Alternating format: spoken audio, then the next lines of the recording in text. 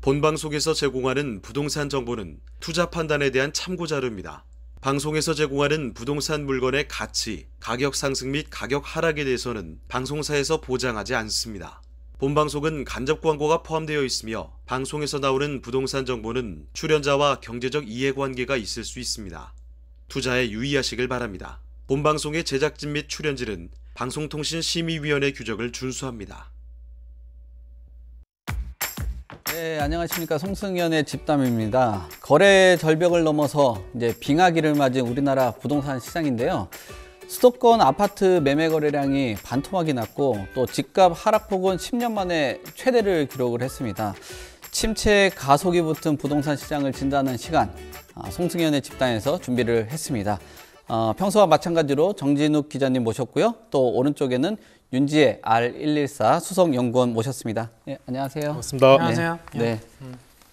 연구원님, 뭐 사석에 나서는 좀 알고 어떻게 보면 친구인데 좀 소개 좀 부탁드리겠습니다. 예, 저는 부동산 R114에서 한 16년 정도 연구원으로 일하고 있고요. 전반적으로 저희 부동산 R114가 이제 시세 조사하는 기관이다 보니까 데이터 쪽에서 강점을 가지고 있는 업체라고 할 수가 있습니다. 그래서 거기서 이제 연구원 생활을 하면서 이제 수많은 데이터들을 보고 있는데 그 중에서 이제 시장에 명확한 정보 제공을 하기 위한 혹은 인사이트를 제공하기 위한 그런 역할들을 하고 있다. 네, 이렇게 설명을 드리겠습니다. 네. R114가 다 좋은데 단점 하나가 뭐 좀 갖다가 좀 쓰려고 하면 너무 비싸더라고. 예. 아주 가치가 좀 있었는데 너무 비싸. 간단한 것들은 뭐 저한테 요청을 하시면 되는데 좀 복잡하다. 네. 그럼 이제 돈을 주셔야 되는. 네, 알겠습니다. 민간 기업이시다. 네, 민간 기업이니까 이윤을 추구하는. 이윤을 추구하는. 네. 자, 그럼 이제 한번 대담 한번 들어가 볼게요. 먼저 그 미국 상황 한번 살펴볼 텐데 미국 고용 지표가 뭐 호조를 보이고 있다라고 해요. 그래서 이게 자꾸 호조세가 있다 보니까 속도 조절론에서 조금 힘 빠지는 분위기다. 그렇죠. 네. 미국 연준금리 요즘 뭐 어떻게 보시나요, 기자님? 일단은 이 고용 지수가 너무 좋게 나오니까 이게 조금 원래 실질적으로 보면은 고용 지수가 좋은 게 사회적으로 좋은 건데 지금 현 상황에서는 좋지 않은 거죠. 그러니까 미 노동부가 이제 발표를 한 거 보면 10월 비노급 입자 수가 26만 1000개가 이제 증가했잖아요. 근데 증가폭은 지난달보다 좀 줄었지만 시장의 전망치를 좀 상회했습니다. 그래서 실업률 3.7% 기록하면서 전월보다 0.2% 정도 올라갔는데 이 시간당 평균 임금도 전월보다 0.4%, 전년 동월보다 4.7% 각각 상승했습니다. 그래서 또 미국 구인 이직 보고서를 보면 이 구인 광고를 얼마나 했는지 나타낸 지수거든요. 그러니까 시장이 지난달에 1000만 건을 예측을 했는데 예측을 좀 더 많이 한 거로 나왔어요. 그러니까 그만큼 고용이 그러니까 업체가 고용을 많이 필요하다는 얘기죠. 그러니까 버틸만하다. 이 신호가 이제 주는 거죠. 그러니까 이 고용 지표가 좋은 거는 미국 시장이 그만큼 잘 돌아가고 있다는 증거를 보여주니까 사람들이 이제 소비를 많이 하고 기업이 생산을 많이 하면 물가가 오르잖아요. 그러니까 연준이 금리를 올려도 이 효과가 없는 것처럼 이게 상쇄되기 때문에 이 부분이 상당히 금리를 올릴 수밖에 없는 그런 여건이 되지 않냐. 그래서 다음 12월 달에도 어느 정도 금리는 올라갈 것이다. 이렇게 예측하고 있습니다. 예측 뭐 또 올라간다 얘기하는데 뭐 윤지혜 수석님께서는 뭐 어떻게 보세요? 뭐 12월에 FOMC 또 빅스텝이냐 자이언트 스텝이냐 뭐 얘기들 하고 있는 것 같은데 둘 다 뭐 부동산 시장이 별로 안 좋은 것 같긴 한데 어떻게 보십니까? 예. 일단 뭐 정 기자님 말씀하신 것처럼 이제 미국 쪽에 이제 실업률 지표가 사실 굉장히 양호한 수준으로 나오고 있고 사실 그 미국에서 보는 그 완전 고용 수준, 요걸 이제 3%대에서는 완전 고용으로 보거든요. 그러니까 자연 실업률 수준이 이 정도 수준이면 뭐 실업이 없는 상태다 이렇게 보는 게 완전 고용인데 그 상황이다 보니까 사실 물가 부분들이 여기에 의해서 잡히지 않는 부분들이 있었고 말씀하신 대로 지금 그동안 이제 자이언트 스텝을 4차례나 밟았잖아요. 근데 그 밟는 와중에 사실 지난번 FOMC 이제 회의 결과에 따라서 이제 파월 의장이 얘기한 부분들을 보면 이제부터는 좀 속도 조절은 하겠다. 다만 상단은 좀 더 높게 열어놨으면 좋겠다. 뭐 이런 얘기를 하셨는데 그래서 사실 자이언트 스텝을 또 할 확률은 굉장히 낮아졌다 이렇게 보시는 게 맞고요. 그래서 빅 스텝을 하게 되면 금리 상단이 4.5%가 됩니다. 연으로.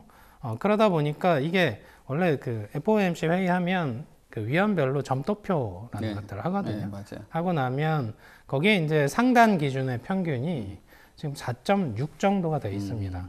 물론 이제 파월 의장께서는 상단을 열어놔라 해서 시장에서는 이제 5%까지 열어놔야 되는 거 아니냐 했습니다만 일단 점도표 상에서는 상단이 일단 평균 상단이 정해져 있으니까 그런 관점에서 보면 12월을 마지막으로 해서 내년에는 금리 인상 폭이라는 것 자체가 상당히 미미하게 움직일 확률이 커져 있는 건 사실입니다. 12월까지는 이미 시장과 소통을 했기 때문에 그렇죠.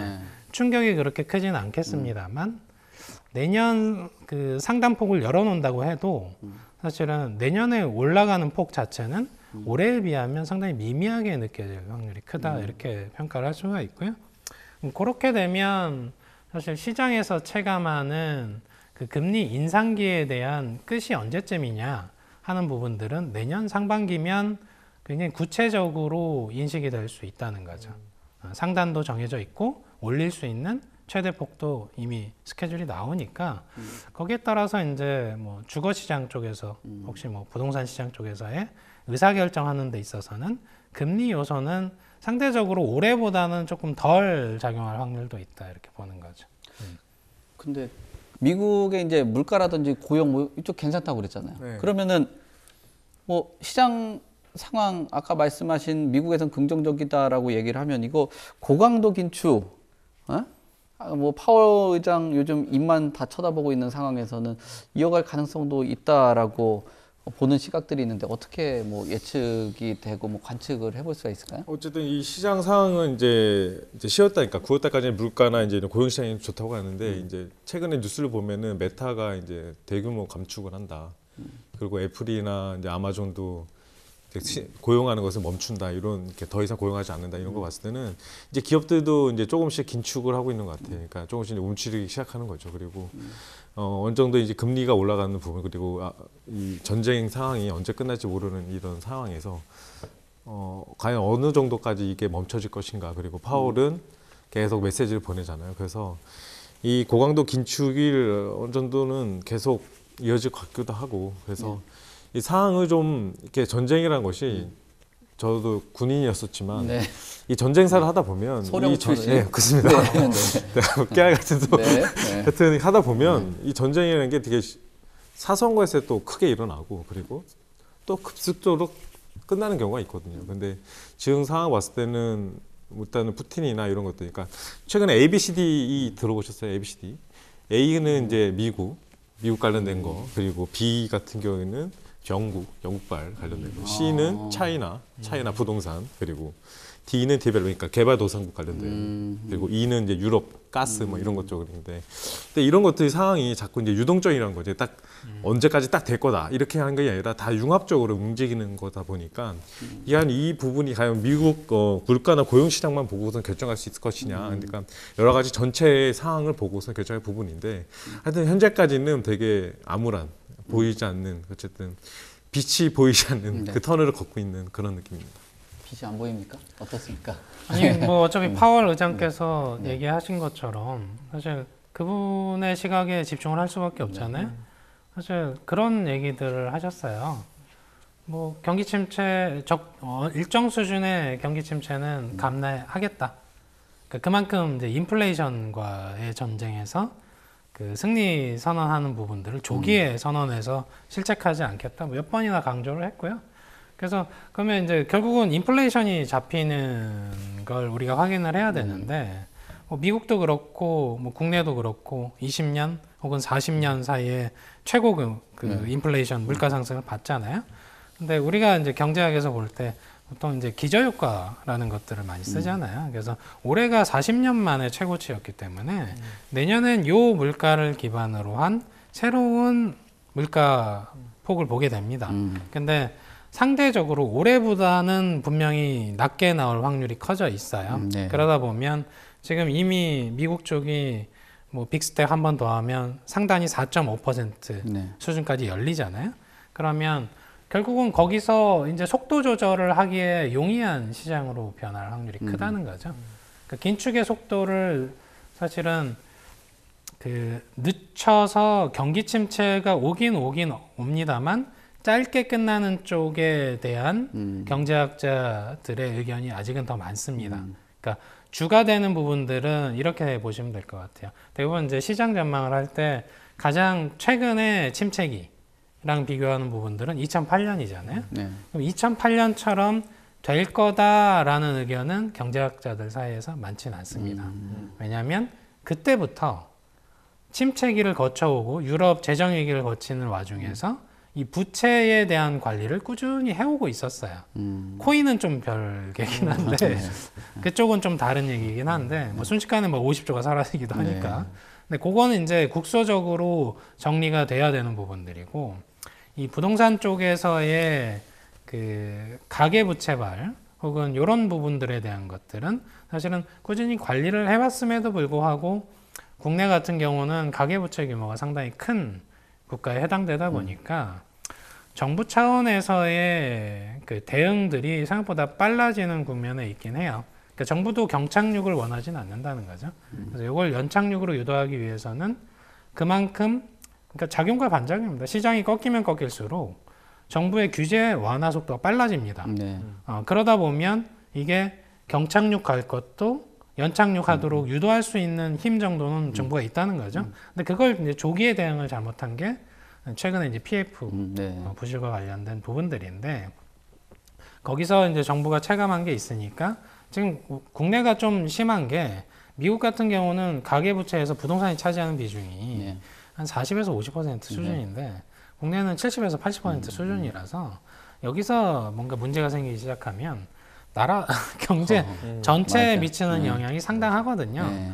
2019년에 12.16 대책 때 나왔던 15억 초과 네. 네. 그 대출 금지선이 지금 이제 곧 풀릴 건데 지금 송파 쪽에 급매물들이 굉장히 많았다가 최근에 19억, 20억 사이에서 급매물들 팔리고 있다는 얘기 들으시죠? 그건 왜 그러냐면 아직 15억 초과에 대한 대출이 풀리지는 않았는데 계약을 하고 잔금 치르는 시점을 내년으로 돌려놓는 겁니다. 그러면 잔금 치를 때 대출이 나올 수 있는 기준에서 특약을 걸어놓으면 지금 계약을 할 수가 있는 거예요. 그러다 보니까 그 급매물 가격이 대출이 나온다는 가정에서 보면 그분들 입장에서는 기회라고 판단을 하는 것처럼 이렇게 시장에 조금 반시장적으로 있던 규제들을 이렇게 빼내기 시작하면 최소한 급매물은 거래가 된다는 거죠. 그러니까 무슨 얘기냐면 우리가 서울의 지금 주택 거래량이 지금 월 600건입니다. 네. 근데 서울의 재고주택, 거래할 수 있는 재고주택이 얼마나 되냐면 168만 채 정도 있습니다. 몇 퍼센트예요? 거의 뭐 0.01% 요 수준에서 0.1% 0.1% 수준에서 거래되는 겁니다. 1%에 한참 못 미치네. 네, 근데 일반적으로 그 지난, 그러니까 예를 들어서 과열기 빼고 한 2016년, 한 2017년 사이에 월 평균 서울에서의 주택, 아파트 기준입니다. 거래량이 5,000건에서 한 8,000건 사이입니다. 그러니까 무슨 얘기냐면 지금의 600건이라는 월 거래량은 한 번도 경험도 못했을 뿐더러 지속 가능하지 않다는 거죠.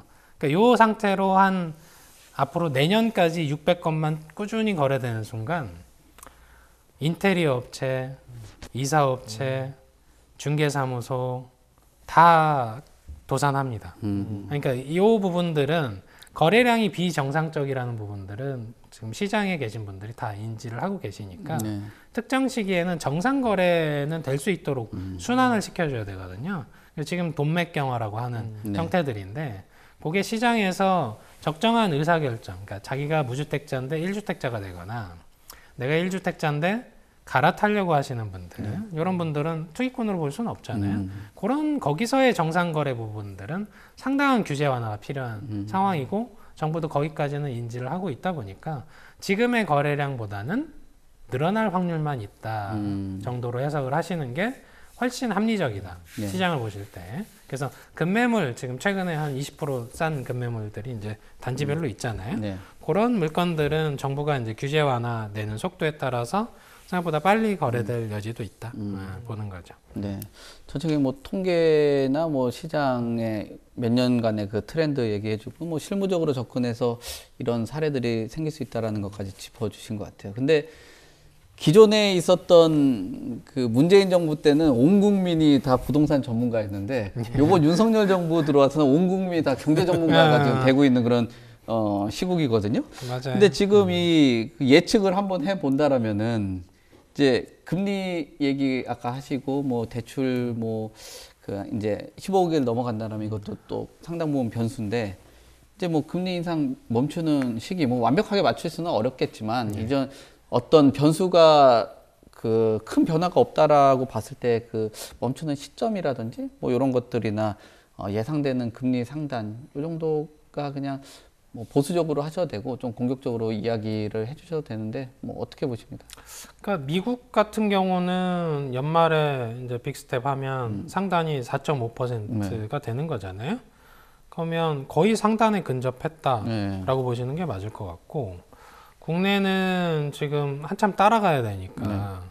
근데 지금 최근에 이제 가계부채 문제가 있기 때문에 뭐 혹자는 금리와 관련돼서 국내가 따라가긴 하는데 조금 천천히 갈 확률도 열려 있다. 왜냐면 그런 의견이 지금 많아요. 그러니까 생각보다. 그 의견은 왜 그러냐면 미국 쪽이 12월 이후에 천천히 갈 예정이잖아요.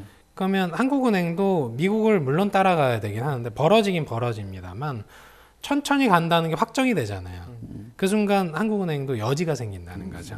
천천히 따라가서 어느 순간에 맞추면 된다 쪽으로 가는 거니까 국내 같은 경우는 결국은 상단은 내년까지 해서 뭐 4% 수준이 최상단 정도로 열어두시는 게 맞지 않나 싶어요. 왜냐하면 어차피 미국에서 올려도 베이비 스텝으로 소폭 올리는 거밖에 안 남은 상황이고 거기에 미국 쪽에 이제 점도표도 보시면 2024년 정도부터는 인하 가능성도 높아져요. 그러니까 무슨 얘기냐면 결국은 이 시장에서 가장 싫어하는 건 불확실성이잖아요.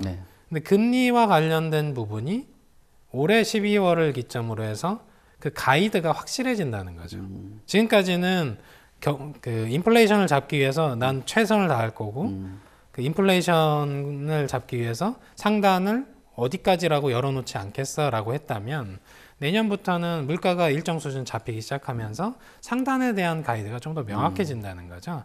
그러면 불확실성, 금리와 관련된 불확실성은 내년 상반기면 확실해진다 정도에서는 인식을 할 수 있다는 거예요. 소비자가 예측 가능한 수준으로 열린다는 거예요. 그러면 사실은 금리에 대한 부담 부분들은 지금 이제 그 정부가 9억 원 수준까지 안심 전환 대출 그 한도를 높이려고 하잖아요. 그래서 지금 최저 금리를 4% 이하 대출 금리를 맞춰서 사실 9억 원 이하 수준까지 커버를 해버리면 서울 쪽 빼고는 웬만한 지역은 다 커버가 되거든요.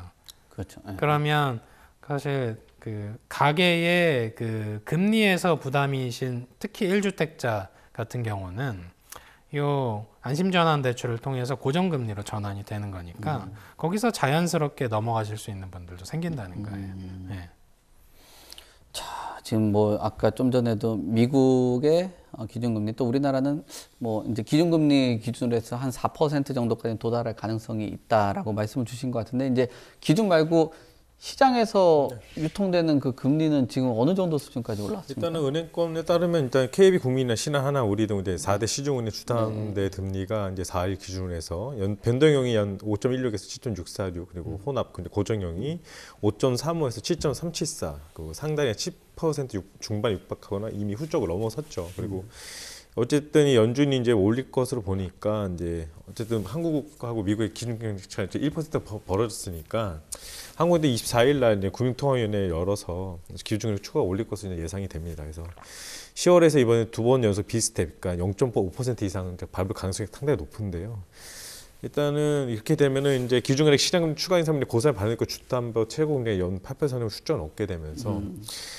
이제 주택담보금리가 이제 주담대 금리가 8% 넘어서 2008년 금융위기 약 14년 만에 일이거든요. 네. 그래서 아무래도 이게 14년 만에 일이다 보니까 새로 그러니까 2030이라든가 아무래도 경험하지 못했던 일이기 때문에 이 부분에 대해서 좀 더 크게 다가올 가능성이 있다. 상당히 심리적으로도 상당히 크게 부딪힐 것이다. 그러니까 IMF를 경험했던 세대 같은 경우는 뭐 괜찮을지 몰라도 이제 2030 같은 영끌 세대 같은 경우는 상당히 크게 다가올 수 있다 이렇게 볼 수 있습니다. 네.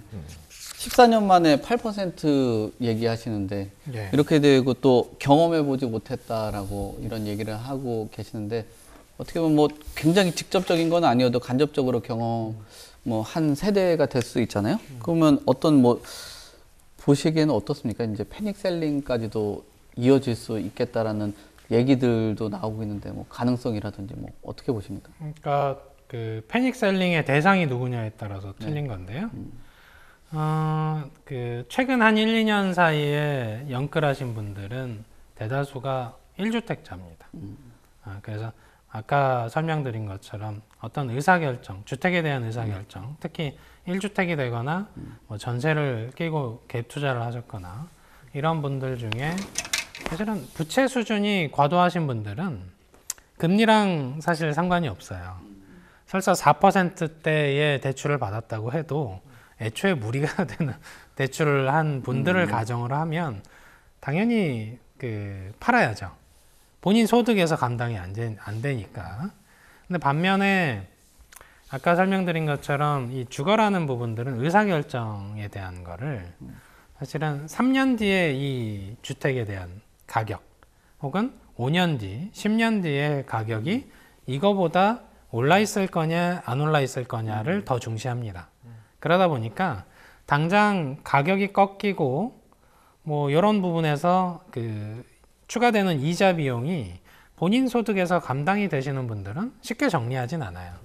네, 특히 1주택자를 기준으로 했을 때. 근데 다주택자는 얘기가 다른 게 그분들은 이제 무리한 대출 받으신 케이스면 당연히 정리하시는 게 맞고요. 지금의 시장에 물건들 쌓여 있는 거 보시면 대다수가 2주택자 이상의 물건들이 지금 쌓여 있는 겁니다. 그래서 양도세 중과를 일시적으로 유예를 했잖아요. 그래서 1년 정도 유예했는데 요 시장 상황이 이 상태로 간다고 하면 정부가 그 유예 기간을 더 연장할 것 같기도 하고요. 아예 양도세 중과 제도 자체를 개편할 가능성도 있으니까 거기서 지금 중요한 점은 이런 것 같아요. 그러니까 물건들이 쌓여 있잖아요, 시장에. 그러니까 시장에 물건을 공급하는 방법은 크게 두 가지입니다. 신축을 공급하는 방법이 있고, 그리고 이렇게 다주택자의 물건들을 이제 거기서 매수하는 기존 주택 매물이라고 하죠. 그래서 지금 아파트 기준으로 보면 서울 쪽에 지금 올해 초부터 현재까지 해서 급격하게 물건들이 늘어납니다. 그래서 지난 분기까지 2분기까지 21만 채가 쌓여 있었거든요. 수도권에. 근데 지금 20만 채로 줄어 있어요. 그럼 무슨 얘기냐면 다주택자가 내놓을 수 있는 물건에도 한계가 있다는 거죠. 왜냐하면 다주택자를 기준으로 삼을 때 자기 본인 주택 포함 다주택자를 산정을 하기 때문에 거기에 피치 못할 사정으로 2주택이 되시는 분들도 존재하고요. 거기에 임대사업을 하기 위해서 다주택 하시는 분들도 존재하고, 법인들 기준으로 해서 다주택이신 분들도 있거든요. 직원들 뭐 주거용으로 쓰기 위한 그런 자연 발생적인 다주택자들을 또 제외해야 되거든요. 그러다 보면 시장에 나올 수 있는 물건들이 한계가 있는데 이게 이제 여기서 물건이 더 쌓이려면 1주택자가 던져야 되거든요. 네. 근데 시장 상황으로 볼 때 우리가 지금 시장 상황에 1주택자가 던지는 상황이냐고 보면 아직은 거기까지는 가 있지는 않다. 근데 이제 뭐 지난 2008년처럼 그때 이제 서프라임 모기지 상황에서 대출을 과도하게 일으켜서 부실화됐던 케이스니까 파생 상품까지. 근데 그런 국면은 코인에는 있는 것 같은데 과연 주택 시장이 그러냐? 그렇지 않다는 거죠. 실질적으로는 아까 조금 설명을 드렸습니다만 지금 최상단을 지금 시장에서 소통하면서 어떻게 열어놨냐면 주택담보대출 금리가 10% 갈 거다. 10% 가면 좀 문제긴 합니다. 근데 상단을 자릿수는 달라요. 상단을 그렇게 열어놓다 보니까 상단이 정말 거기까지 갈까요? 정체될 확률이 크다는 거죠. 그러면 아까 말씀드린 것처럼 수요자가 체감할 때 10%가 할 줄 알았는데 네. 8%에 멈춰 있네. 네. 그럼 장기적으로 봤을 때 2년, 3년 뒤에는 이 8%보다는 내려가겠지에 대한 결론으로 갑니다. 그러다 보면 일단 버티자로 가는 거죠. 네. 뭐 그럴 수 있겠네요. 예. 아니 기사 쓸 때 맨날 왜 상단을 기준으로 쓰는 거예요? 왜 좀 하단 기준으로 기사 쓰면은 느낌이 좀 다를 것 같은데. 그 전세 그래서 이런 그 높아진 부담 때문에 이게 매매 시장만의 문제가 아닌 것 같고 상단을 항상 생각하다 보니까 전세로 그 당분간 좀 수요자로 참여를 할까 하셨던 분들도 월세 쪽으로 움직이고 있고 좀 선호 현상들이 급증들을 많이 해요. 뭐 전환들도 꽤 많이 한 것 같고 뭐 시장 현황도 지금 그렇게 움직였습니다. 맞습니다. 왜냐하면 이 전세라는 것이 어쨌든 목돈이 들어가다 보니까 이 목돈이 들어가면은 이제 대출을 받아야 되는 상황. 하지만 이제 금리가 올라가다 보니까 돈이 빌릴 수 없는 상황이니까 차라리 월세로 돌리자. 왜냐하면 한 달 이렇게 하는 게 더 낫겠다 해서 월세가 어느 정도 좀 강세를 보이고 있죠. 근데 이 전세 같은 경우는 서울이 약간 좀 보합 정도의 모양새인데 경기 인천 좀 떨어지는 모양새인데 근데 이게 1월 달, 2월 달 이제 물가가 계속 오르면서 과연 이 월세도 계속 갈 것이냐. 그것도 또 회의적인 그 부분에서 좀 더 퀘스천 마크가 붙는 게 그러니까 물가 계속 오는데 월세를 계속 내는 것도 부담이 되거든요. 그래서 이 월세도 내년 상반기에는 이제 좀 멈출 것 같다. 이런 시장의 전망이 나오고 있고요. 그래서 뭐 일단은 이 부분에 대해서는 일단은 금리가 상당히 많은 부분을 차지하기 때문에 일단 매달 내야 되는 부분 그리고 월세라는 것이 제 본인의 월급에서 좀 또 나가는 부분이기 때문에 근데 심리적인 것도 있어요. 그러니까 내가 사는 거에서 내 돈 내고 이렇게 사는 거 그리고 은행에다 괜히 돈을 내는 것 대출금을 갚는다는 거는 마치 뺏기는 기분이 더 많이 들거든요. 그래서 이런 것도 심리적인 기분 보는 거 봤을 때 근데 월세는 상당히 좀 강세로 보일 것이고 일단 1, 2월 때까지 계속 물가가 오른다면 월세도 그렇게 또 오를 것 많이 오르는 한계가 있다 이렇게 보고 있습니다. 유수성님이 볼 때는 그 아릴리사 뭐 리서치하고 동향을 보면 이런 지금 트렌드가 이어지고 있습니까? 어떻게? 저는 이제 의견이 완전 반대예요. 그거는 뭐냐면 우리가 그 국내가 주거 비용이 굉장히 싼 국가라는 것들은 인식을 하시고 계실 거예요. 뭐 사람마다 다를 것 같아요. 그건 이제 국내에서 체감할 때의 부분이고요. 그냥 나라별로 수도를 기준으로 비교해서 보시면 월세와 관련된 부분을 동일선상에서 놓고 보면 사실 타 국가의 수도는 사실 한 사람 월급은 다 월세로 나가는 수준으로 굉장히 높은 수준이거든요. 근데 그거랑 굳이 비교를 안 하더라도 지금 월세가 3년째 오르고 있고요. 전세 같은 경우는 최근 한 2, 3년 사이에 30%가 올랐다가 최근에 한 1에서 한 2% 조정받고 있습니다. 그래서 워낙 급등했던 가격은 항상 되돌림을 유발하기 때문에 세종시가 그런 케이스예요. 한 해 동안 60%, 70% 올랐다가 최근에 급격하게 되돌림이 되잖아요. 그런 것처럼 전세값도 그 상당 기간 과도하게 올랐던 거죠. 단기간에. 그 월세와 관련된 부분들은 그 전월세 전환율 상에서의 금리와 관련돼 있긴 합니다만, 우리가 그 대충 이제 비교하는 게 항상 금융위기 때잖아요. 금융위기 때 무슨 일이 있었는지를 한번 비교를 하자면, 사실은 저는 금융위기가 올 거라고 생각하지는 않습니다. 연착륙할 거라는 걸 전제로 항상 시장 전망을 해요. 근데 굳이 금융위기 얘기들을 많이 하시는 분들이 계시니, 금융위기 때 어떤 일이 있었냐면, 2008년에 금융위기 터지자마자 어떤 현상이 있었냐면 전세값과 매매가가 동반 추락합니다. 그리고 그 다음에 어떤 현상이 있었냐면 매매가 단기간 좀 올라오긴 했습니다만 전세가 폭등을 해요. 무슨 얘기냐면 아까 그 했던 설명과 똑같습니다. 주거라는 상품은 특정 시기에 항상 발생해요. 이사 수요라고 할 수도 있고 주거 수요라고 할 수도 있고 이런 부분들은 총량이 어느 정도 정해져 있습니다. 근데 이걸 매매가 어느 정도 완충작용을 못하면 그 수요는 전월세 시장으로 가요. 그래서 시장이 침체기로 간다는 얘기는 2008년 글로벌 금융위기처럼 간다는 건데 그럼 2008년부터 2013년 사이에 전세 가격이 어땠냐면 폭등했습니다. 왜 폭등했냐? 너도 나도 매매를 안 했어요. 맞아요. 네, 폭등을 하다 보니까 그때 당시에 이명박 정부가 안 되겠다. 도시형 생활주택 만들어. 그래가지고 6개월 만에 지어서 너희들에게 살 공간을 줄게 했지만 실패했죠. 왜냐하면 주거 선호도가 낮은 그러니까 질이 좀 떨어지는 주택들을 공급하다 보니까 수요자들이 외면을 했어요. 결과적으로 2013년까지 전셋값이 폭등하다가 그게 누적이 되면서 2013년을 기점으로 해서 그 갭 투자가 가능한 시기가 돼요. 2014년부터 그 서울의 전세가율이 70%가 넘는 거예요. 그래서 30%의 자금을 가지고 이제 내 집 마련을 할 수 있게 바뀌는 거죠. 왜냐하면 매매가는 계속 떨어지고 있었는데 전세는 폭등했거든요. 그럼 그때를 반추하자면 지금 이 상태로 1년 정도 더 지속이 된다는 얘기는 전세와 월세값이 폭등하기 시작한다는 걸 얘기합니다. 예, 당장은 전세는 단기간 오름폭에 대한 되돌림이 있는 거고요. 월세는 금리에 대한 그 사실은 요 전월세 전환율 상위에서의 약간 왜곡이 일어난 건데 이게 결국은 월세값이 금리를 대출을 받아서 이자를 내는 거와 그래서 개인과 개인 사이에서의 월세를 내는 수준이 이제 격차가 좁혀지면 다시 전세로 갑니다. 매매를 안 할 거니까 시장이 침체돼 있으니까. 그럼 그 수요가 한쪽으로 쏠리는 거거든요. 이건 시장의 왜곡을 불러와요. 아까 설명드린 것처럼 서울의 그 아파트 매매 거래량이 600건에 불과하다는 것 자체가 그럼 주거 수요 어디가 있냐는 거죠. 지금 월세 시장에 가 있죠.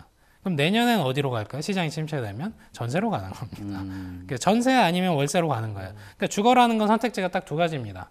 매매해서 내 집 살든지 임차해서 남의 집 살든지 이 두 가지 뿐입니다. 그 수요는 항상 선택을 요구해요. 그래서 너 매매할래? 임차할래? 어떻게 할까요? 근데 시장이 침체되면 임차를 선택하죠. 임차 수요가 과도하게 폭증합니다. 왜? 정상적으로 생애주기 관점에서 이 부분들이 양분이 돼야 되거든요. 그래서 시장이 침체되면 침체될수록 전월세 가격은 폭등한다라는 게 금융위기 때의 결론입니다. 네. 예.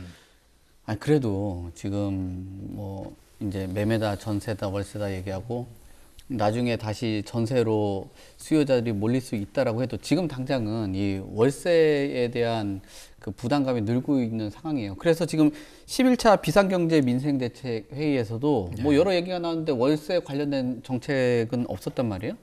뭐 우리 윤지혜 수석 같은 경우는 가끔 이제 자문도 하고 이런저런 활동들을 하는 걸로 알고 있는데 그래도 뭐 이 월세 관련돼서 조금 그 지원책들이 나와줘야 되는 거 아닌가 그런 생각도 하는데 어떻습니까? 좀 필요하다고 보세요? 그러니까 정부가 그 크게 보면 한 두 가지 정도 내놨긴 했어요. 그러니까 세액 공제율을 좀 올려주는 형태로 하나 티도 안 나잖아요. 지원하는 게 하나가 있고요. 그리고 지난번에 발표했었는데 임대차 시장 안정 방안 중에 상생 임대 인제라고 이제 5% 이내에서 인상하면 그 양도세 면제를 위한 2년 거주 요건을 뭐 제외해주겠다. 이 조건이 하나 있었고 그리고 우리가 지금 시장에서 기다리고 있는 전월세 관련 대책은 뭐가 있냐면 등록 임대 사업자 활성화 대책이 있습니다. 그게 왜 중요하냐면 과거 이제 문재인 정부 시절에 사실 임대차 3법 통과되기 전까지 역대 어느 정부보다도 전월세 시장이 안정돼 있었어요. 2020년 7월 그때 전까지. 그건 왜 그런 효과가 있었냐면 2017년 12월에 임대사업자 등록 활성화 제도라는 걸 발표합니다. 그때 특징이 뭐냐면 그 보도자료 내용 보시면 임대인과 임차인이 상생. 그러니까 적정 수준에서 임차료를 제한을 하면 뭐 양도세 중과 배제하거나 종부세 합산 배제하거나 이런 조건들을 줬던 거예요. 취득세도 감면해주고. 그러면 그 감면받은 그 혜택을 통해서 인센티브를 임대인들이 받았기 때문에 서로 관련돼 있는 이 사인간 거래에서 임차인에게 부담을 덜 준다는 거죠. 근데 그게 나중에 뭐 시장의 매물 잠김이니 이런 부분들을 불러오면서 사실 임대 사업하시는 분들을 약간 투기적인 수요로 몰고 가면서 사실은 나중에 뺐잖아요. 뺏는 와중에 임대차 3법 통과도 되고 하는 와중에 결국 임대차 3법을 통해서 할 거니까 임대사업과 관련된 혜택은 사실 없어져도 됩니다. 이런 논조로 갔는데 사실 자본주의 사회에서는 임대사업을 통해서 노후소득 하시는 것 자체를 사실 나쁘게 볼 문제는 아니거든요. 그런 관점에서 봤을 때 정부가 이제 임대사업자 활성화 제도를 아마 빠르면 올해 연말 아니면 내년 상반기 1분기 중에 발표를 할 텐데 그 등록 임대사업자 활성화 제도를 하면서 장기 임대 형태들, 뭐 8년, 10년 정도 되는 임대를 통해서 안정적으로 주거 공간을 제공을 하면 이러한 인센티브를 제공할 게 하면 정부와 임대인과 임차인 사이가 상생 관계가 되는 거죠. 네. 대신 여기서 발생되는 수익 부분에서 손실을 보는 건 어디냐면 정부죠. 네. 임대인과 임차인은 해피해지는 거죠. 그런 틀에서 정부가 일정 부분에서의 세금 걷는 것들을 희생을 할 수가 있다면 사실 임대인에게 혜택이 가는 부분들을 추구할 수 있다는 거죠. 단순히 이제 세액 공제처럼 티한다는 네. 그런 거가 중요한 게 아니고 장기간 안정적으로 거주할 수 있는 걸 네. 민간의 힘을 활용해서 네. 그걸 해소할 수 있으면 시장을 안정화시킬 수가 있다는 거죠. 네.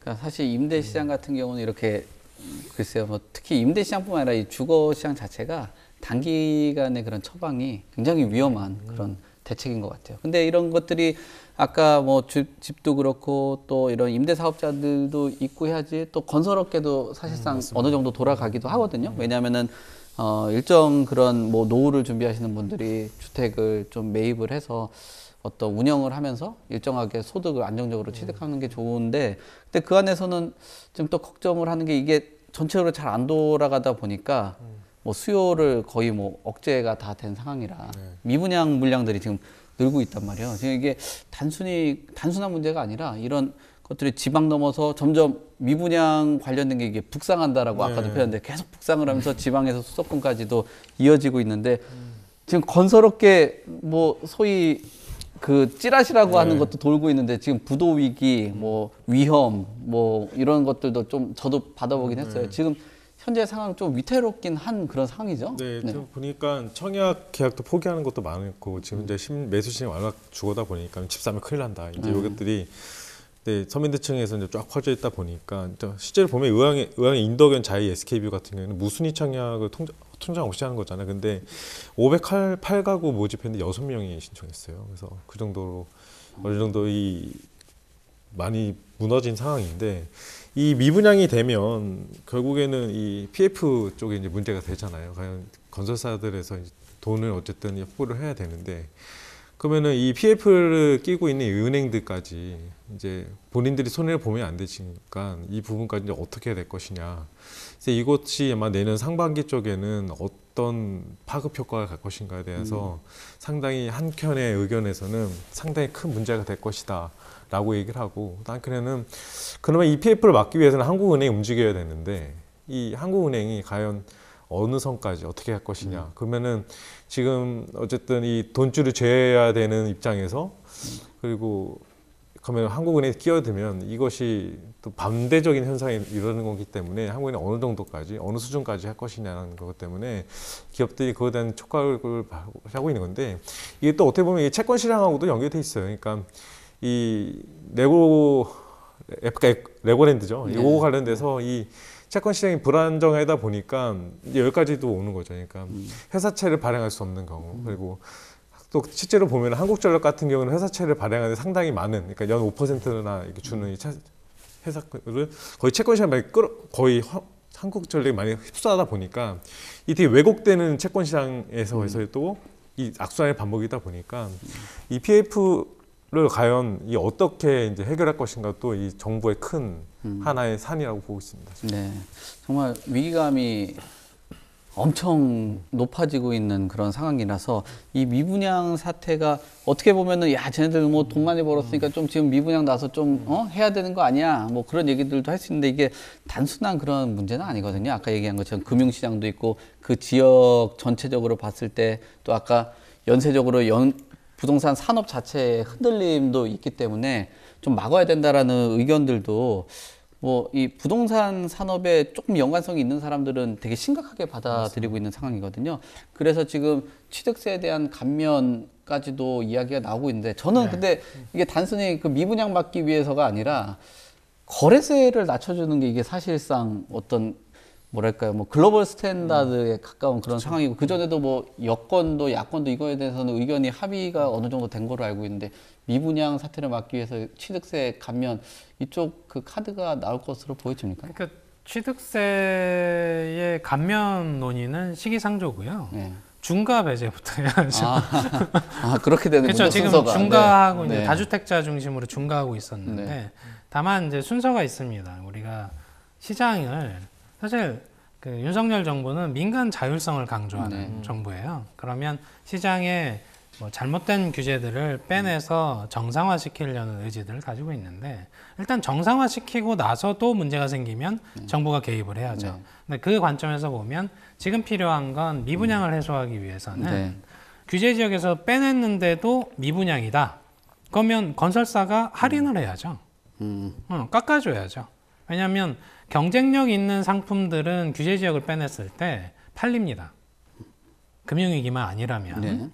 그래서 팔리는 와중에 안 팔리는 거는 그 사업장의 뭔가 경쟁력이 떨어진다는 거예요. 그러면 수요자가 원하는 적정 가격 수준까지 건설사가 마진을 일부 떼더라도 정말 유동성의 위기가 있다면 할인 분양을 해야 되는 거죠. 근데 할인율에 대한 거는 이제 좀 의견 차이가 있겠습니다만, 혹은 최근에 그 중도금 그 이자 후불제나 무이자로 해주는 형태들 있잖아요. 그것도 일종의 할인이에요. 그렇죠. 그 이자에 대한 할인을 해주는 거잖아요. 아니면 이자를 지급하는 걸 뒤늦게 하면서 결국은 그 마진만큼 할인을 해주는 거니까 그런 상품들을 하던 와중에도 안 된다. 그러면 분양가를 깎아야죠. 근데 분양가를 깎아도 안 된다. 그러고 이제 누적돼서 미분양이 그 이후에도 급증한다. 그러면 정부가 개입해서 취득세 감면 이런 카드가 필요한 거지. 지금 시점에서 물론 미분양이 올라가는 속도가 너무 빠르긴 합니다만 일단 규제 지역 해제가 1순위고요. 그리고 민간 그 건설사와 이 계약자 사이에서의 할인 분양을 할 건지 아닌지 혜택을 주는 게 두 번째고, 그러다가도 부실화가 되면 그때 이제 정부가 개입하는 겁니다. 정부 개입은 최소화해야 돼요. 시장에. 최소화하는데 잘못된 규제들만 빼내주는 작업들은 정부가 해줘야 되는 거죠. 그게 이제 정상화 계획의 일환입니다. 그래서 특정 그 수요층은 이런 얘기를 하세요. 시장 꺾였다고 왜 규제를 풀어주냐. 그게 아니고 애초에 잘못된 규제들을 해놓은 상태에서 이게 시장이 꺾였으면 그 잘못된 규제는 일단 빼내고 원래의 기능상에서 서로 한번 경쟁해봐 이렇게 해주는 게 맞고, 그 경쟁 과정에서 뭔가 그 불투명하고 불합리한 어떤 문제점들이 생겼을 때 그때 이제 정부가 개입을 하는 겁니다.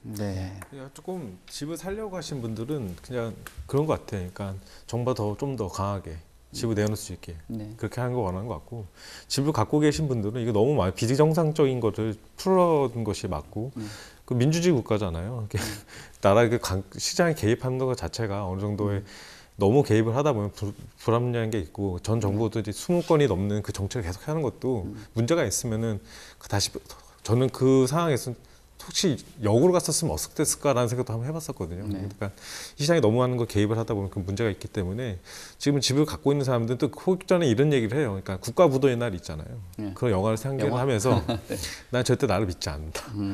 나의 소신을 믿는다는 분들도 있어요. 진짜로. 왜냐면 지금 이 집 거래 자체니까 집을 내놓은 것 자체가 상당히, 그러니까 다주택자들이 자기가 세금을 내는 것보다 이 파는 것이 훨씬 이득이기 때문에 급매물을 나오는 거고, 그리고 이 물건 자체가, 그러니까 집값이 떨어졌다고 표현을 하지만 그것이 정상적인 거래에서 떨어진 거냐는 거죠. 그러니까 그게 아니라면 이거는 비정상적인 거래이기 때문에 나중에 정부가 실제로 정상적으로 봤을 때는 이건 다시 또 회복이 될 거는 그런 희망을 갖고 있거든요. 그래서 이런 것들이 서로 의견이 좀 생각이 다른 것 같습니다.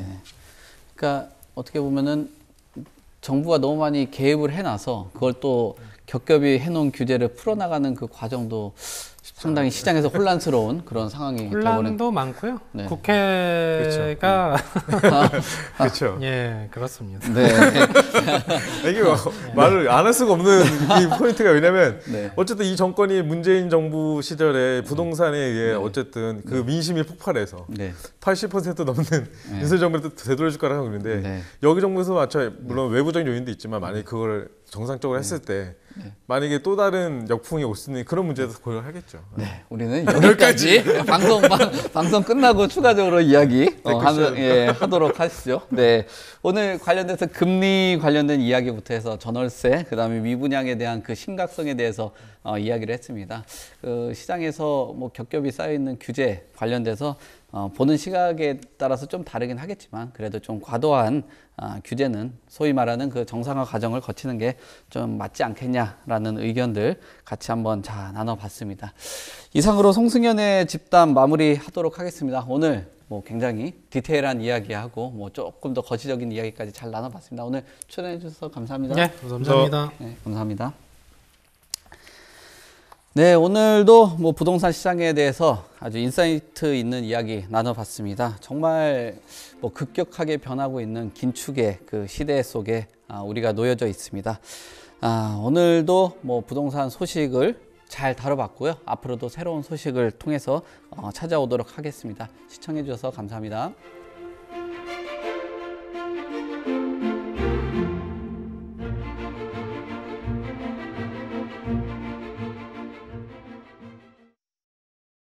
본방송에서 제공하는 부동산 정보는 투자 판단에 대한 참고 자료입니다.